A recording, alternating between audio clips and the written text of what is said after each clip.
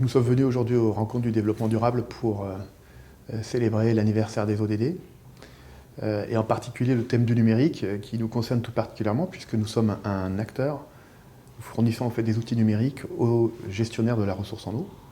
Nos outils sont dédiés en fait à accompagner la gestion de la ressource en eau dans le nouveau contexte du changement climatique. Leur fonction, tout d'abord, c'est de produire des bases de connaissances qui ont vocation à être partagées pour identifier, pour connaître en temps réel quel est l'état quantitatif et qualitatif de la ressource, pour pouvoir déjà savoir faire des diagnostics automatiques de cet état.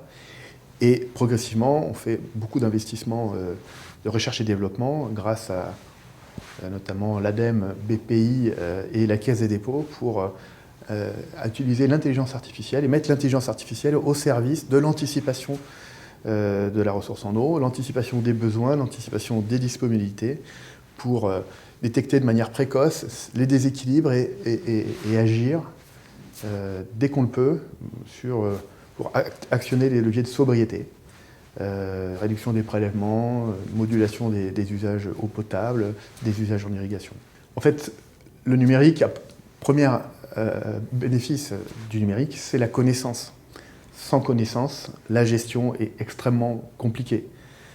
En fait, les outils de gestion qui existent aujourd'hui sont basés sur l'hypothèse que la ressource en eau est disponible de manière illimitée et que les catastrophes de type inondation sont extrêmement exceptionnelles. Aujourd'hui, cette hypothèse n'a plus lieu d'être et il faut imaginer les outils qui vont nous permettre de faire face à une augmentation des risques de sécheresse, d'inondation qu'on connaît.